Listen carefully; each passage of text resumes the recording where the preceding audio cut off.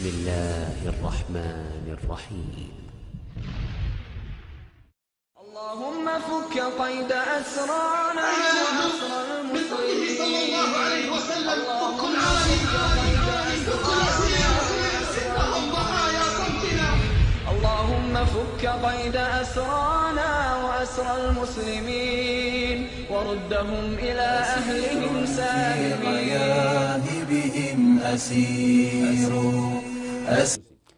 A woman came to Baqi ibn Makhlad and she said, Baqi, my son has been held captive by the Romans. I can't find peace during the day or night. A mother in agony over her son. I can't sleep because I miss him. I can't find patience or peace or tranquility in my life.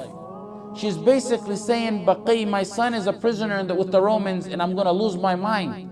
You know how a mother is when she's separated from her son. Separating the soul is easier than separating a mother from her son.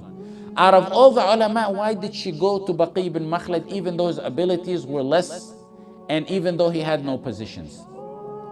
Because when people are in hardship, they know the genuine ulama to turn to. They really do. Others may have more resources, but the genuine people in hardships know that the genuine ulama are the ones who are going to help them and not fight for the kuffar against their weak and oppressed brothers. She said, all I have, Baqi ibn Makhlad, is a duwaira. Sell it for me, help me sell it, and take the ransom and free my son. Duwaira is like a term in Arabic that she used for a small house, possibly a shack or something like that. Baqi said, wait until I look into this matter, inshallah. He then lowered his head, began to utter, his lips moved, and he made dua for her son to be freed. It was shortly thereafter that she returned with her son. She said to Baqi ibn Makhlad, listen, may Allah have mercy to what he has to say.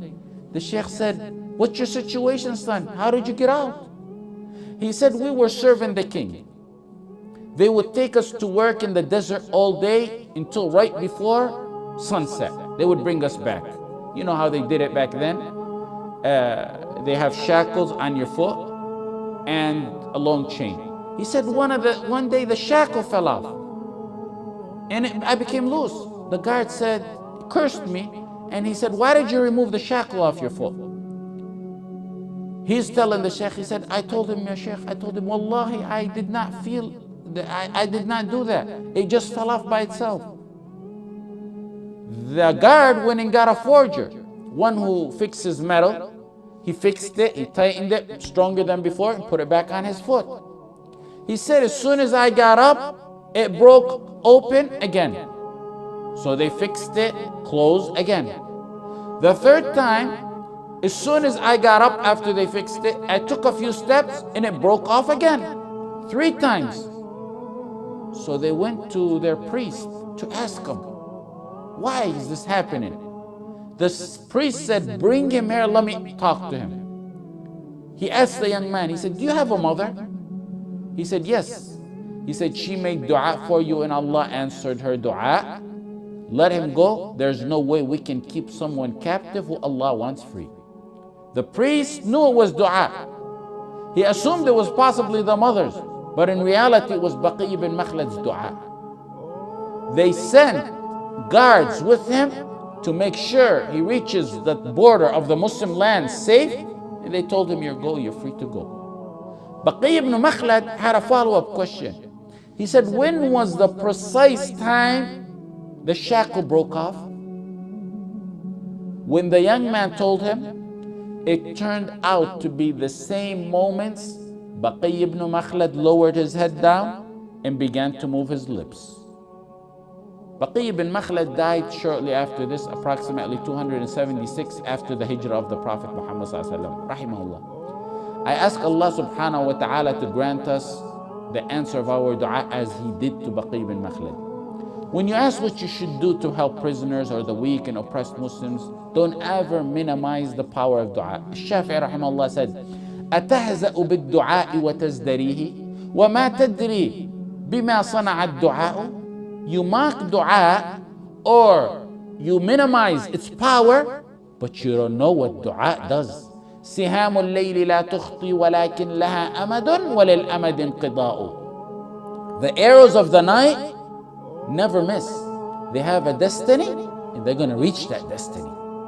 People call and visit situations and problems in this ummah today that wallahi make a baby's hair turn white. The issue, for example, of prisoners. Just to name one of many. In the history of Islam, never do I know of where, and I've read many volumes of history books where prisoners were neglected like they were today. In the lowest of low points, in historic points where the historian said, we don't want to even write about this portion because the Muslims were so low, the prisoners had more respect by the Muslims than they do today. Ibn Taymiyyah, in one of the lowest, darkest points of the history of the Muslims, when prisoners were taken, he would go himself and seek their release. He was no Khalifa. Ibn Taymiyyah was no governor. Ibn Taymiyyah had no position, no government position. As a scholar, not as a scholar, he went as a Muslim. In the 28th volume of Fatawa, page 616, I want you to read it. He talks about himself. He said, I went to Ghazan Shah, one of the leaders of the Tatar who respected Ibn Taymiyyah. And I told him, I want the release of the prisoners.